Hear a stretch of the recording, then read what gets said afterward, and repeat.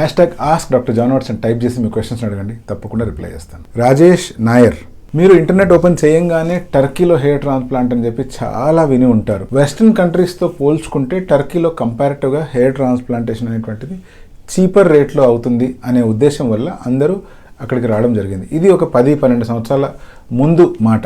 ఈ 10-12 సంవత్సరాల్లో అక్కడ పుట్టగొడుగుల్లా హెయిర్ ట్రాన్స్ప్లాంట్ సెంటర్లు పెట్టడము, అంతేకాకుండా ఆ ఏరియాలో గవర్నమెంట్ రెగ్యులేషన్స్ ప్రాపర్గా లేకపోవడం వల్ల రియల్ హెయిర్ ట్రాన్స్ప్లాంటేషన్ డాక్టర్స్ మాత్రమే కాకుండా టెక్నీషియన్స్, అన్క్వాలిఫైడ్ పీపుల్ ఎంతోమంది వెళ్ళి అక్కడ హెయిర్ ట్రాన్స్ప్లాంటేషన్ చేయడము, సగానికి సగం మంది అయితే అక్కడ హెయిర్ ట్రాన్స్ప్లాంటేషన్ నేర్చుకోవడము, ఎవరైతే పేషెంట్లుగా వస్తారో వాళ్ళ మీదే ఎక్స్పెరిమెంట్ చేసి నేర్చుకోవడము, ఇలా చేయడం వల్ల over a period of time చాలా రిజల్ట్స్ అనేటువంటివి బ్యాడ్ అవుతున్నాయి. ప్రతి నెల కనుక గమనిస్తే ఎన్నో కేసులు మళ్ళీ మన ఇండియాకే వచ్చేస్తూ ఉంటాయి.